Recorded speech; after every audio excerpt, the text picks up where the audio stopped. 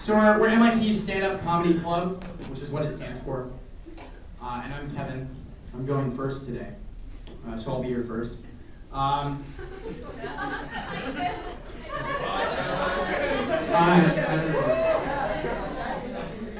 So what grade are you guys in? Third? Second? Seven. Okay. All right. This isn't improv comedy, so this is the end of the audience participation, except for laughter and laughter alone. Just like that. Okay. All right. I'm going to tell you some jokes today. And the first one isn't really a joke, it's more of a story. My friend, he was in Brazil, and he was really, really drunk. He was in a bar, and he was about, it's okay, it has a happy ending, don't worry. Don't worry, always. So he's about to puke, and he runs into the bathroom, kicks open the stall, and pukes everywhere. All over. Now there's a problem. There's a guy sitting in the stall. It's kind of bad. So what happens is the guy's there, and my friend realizes, he looks up and sees this guy covered in puke. And he freaks out there for that split second, that moment of shock and terror. And he goes, he's going to want to fight me. And so what's the best way to win a fight? You throw the first punch. Bam! He punches the guy in the face. And he runs away.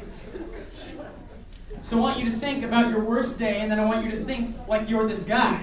You were sitting, doing your business, in a bathroom stall in Brazil, in a bar. First mistake.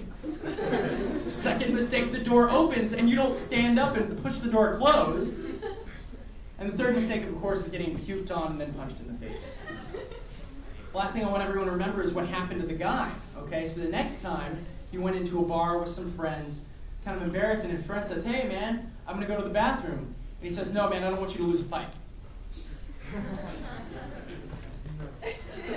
All right. Keep going here. All right, so I say things at awkward moments sometimes. I know you guys have all been there, especially middle school, no offense. But so what are inappropriate times when you might say the word sweet? Right? So I can think of a few. Honey, I want a divorce. Sweet! Right? Honey, our chihuahua was run over by an SUV. Sweet!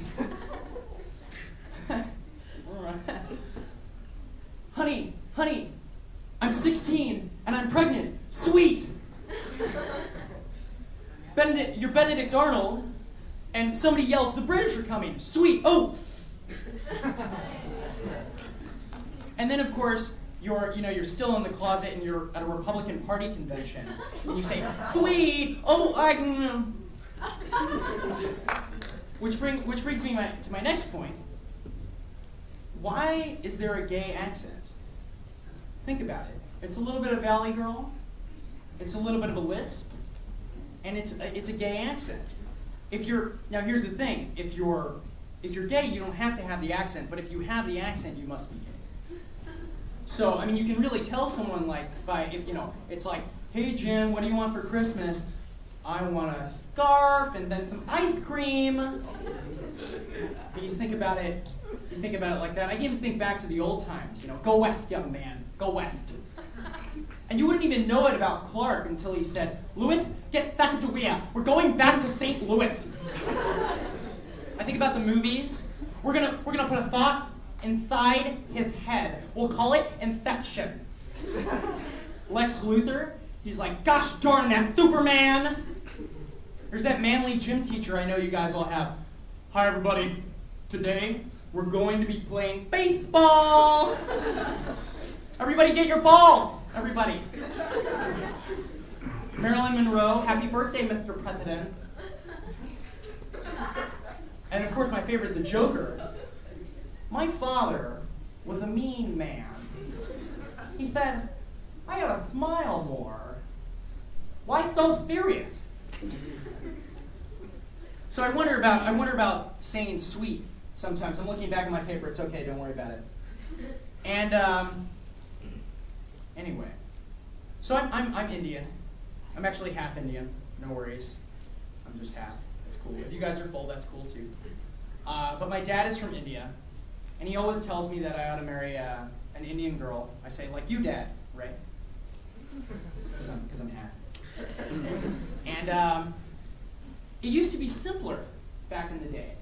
You used to get an arranged marriage. And I don't know if any girls that I might ever be dating are watching this, but frankly, that would be a lot simpler, right? You would just go to a woman who is a matchmaker named Manjula, and what would Manjula do? You'd walk up to her and say, "Oh, hi, Manjula. How are you doing?" And she'd be like, "Oh, hello, Kevin, you're looking so good. Have you been working out lately? Look at your muscles. They're so, you just squeeze it just a little bit. Here are all the girls you can choose from." And I would just be there. I'm like, "Really? Wow, you picked these up?" "Yes, I picked them all out. I chose them all, and I felt them from top to bottom. Finest quality on the land."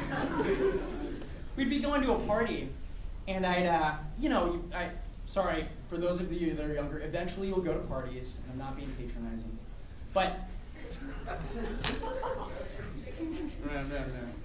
It's okay, I'm not being mean. But, so you go to a party, and you see, and you guys have been to parties, you guys have been to dances. You look around, and this is for the guys, for the girls, it could be, "Where's that guy?"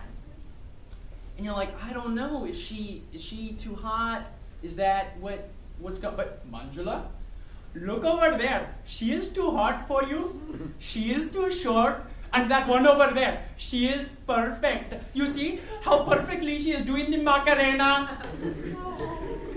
She's like, I'm like, "Yeah, that looks great. Do you like her? Isn't she so special?" "Yes, of course, Manjula, Manjula. Of course, I like her." "Well, that is perfect. Then tell your daddy, and he can give me the PayPal." And that's perfect. It would just be a matchmaker, right? You could just go do that. It'd be arranged. It'd be done. So the last thing I have for you tonight is kind of, so I start companies. That's what I do. I like this idea of starting things. And I go to these conferences with all these people there. And I like doing the accent thing. So I just can't help myself. I walk up and they say, "Kevin, you need to do a presentation." I say, "Okay. Today, everybody, I'm going to talk about something they're not making anymore. Today, everybody, we're going to talk about land." That's right, land. What kind of land we're going to talk about? We're going to talk about beach land. It's the best kind. Where are we going to put the beach land? We're going to put it in the ocean. That's right, in the ocean. There's too much land on the land. We're going to put it in the ocean.